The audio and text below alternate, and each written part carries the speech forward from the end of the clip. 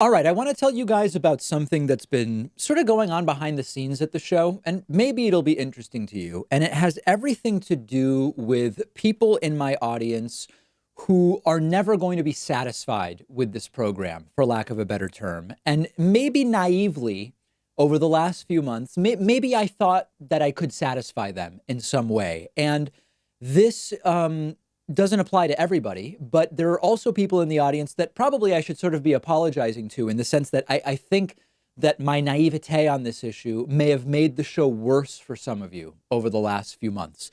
And here's the realization that we've sort of come to as a point of departure for what we're talking about today. It's become very clear over the last, I would say, acutely the last 3 months, but more bigger picture over the last year, that there's a slice of the left that's never going to be satisfied with this program unless I just become a different person with totally different views and a different moral grounding and essentially am no longer me and the show is no longer this program. Now, of course, the entire right is dissatisfied with this program, other than the people who write to me and say, I don't agree with anything you say, but I watch to see what your take is, and I appreciate you being honest about it. But in terms of the positions I take, of course, the right doesn't agree with almost anything that I say on this program.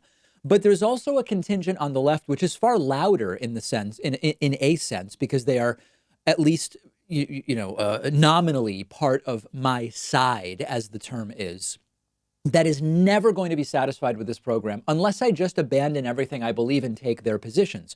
So before I get to that, I told this story I've been telling this story over the years many times. When I started the David Pakman show, back then it was called Midweek Politics. It was just a Wednesday program.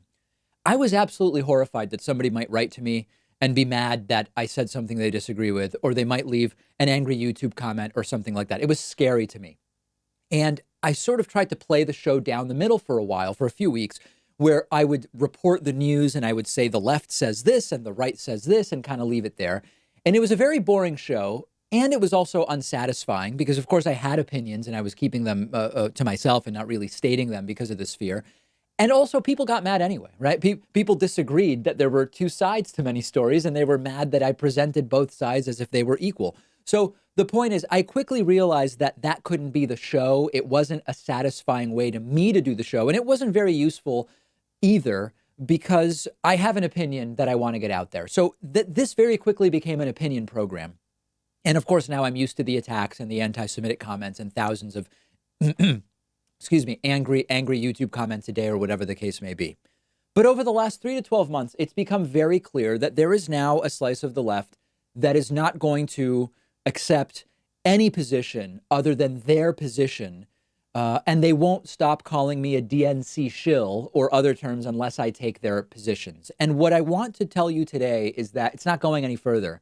You're not going to be satisfied with this program, and maybe this isn't the program for you. Let me give you some examples, okay? Right now, these are maybe relevant examples.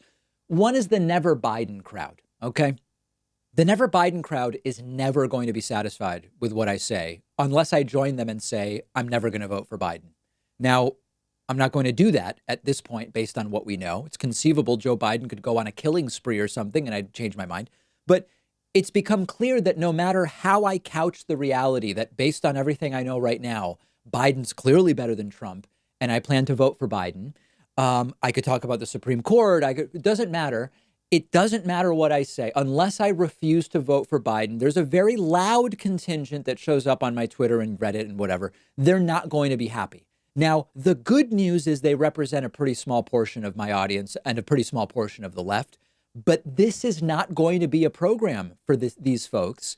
And they will call me a Democratic DNC shill unless I say never Biden, which, of course, helps Donald Trump. Not going to do it.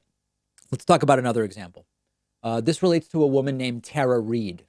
Tara Reid says Joe Biden sexually assaulted her in 1993. Now, there was a period of about 7 to 10 days where I had a contingent contacting me increasingly angrily saying, David, you're terrible. You're a shill because you're not covering her allegations. Now, over time, more and more clips have published to my YouTube channel. Now I believe it's 6 in total where Tara Reid's allegations are discussed. Has this satisfied this slice of the left? No, of course not, because I'm talking about Tara Reid now, but I'm not saying the right thing, which I guess is Joe Biden's a rapist and I'm not voting for him. But of course, I'm not going to say that. Joe Biden hasn't been convicted of rape. He's not even accused of rape, if I understand the allegations correctly. And the reality is that either Joe Biden or Donald Trump are going to be president of the United States. On dozens of issues, I prefer Biden. Now, this is not some big theatrical, defiant performance for me. I'm living my life. I'm doing the show and advocating for the policies I support. And in November, I will essentially have two choices. And I've made clear as of right now which choice I'm going to make. I've not attacked Tara Reade's credibility. I've not come out and said her story makes no sense. I've not done any of those things. But this contingent didn't really want me to just talk about Tara Reade. They want me to say, never Biden.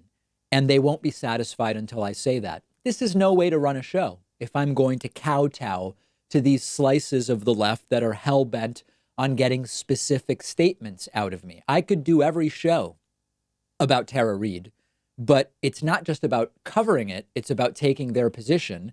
And if I don't, I'm a DNC shill and a bad person. This probably isn't the show for you. We've seen this in some other cases as well. I won't spend a lot of time on these, but when it comes to the Maduro regime in Venezuela, I've pointed out the rhetoric that started with Hugo Chavez. It was very left populist rhetoric. It became an authoritarian nightmare, a corrupt judiciary. It can't be trusted. The country's resources have been raped and pillaged by elites to the exclusion of the majority. And people write to me and say, David, how dare you support American intervention in Venezuela? And I say, no, I'm from South America. I'm very well acquainted with the history of the region, the disasters of American intervention. But Chavez was no hero and Maduro is no hero, and they've been bad for the country.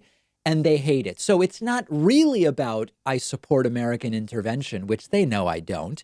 It's that I'm not praying at the altar of Maduro. They will never be satisfied.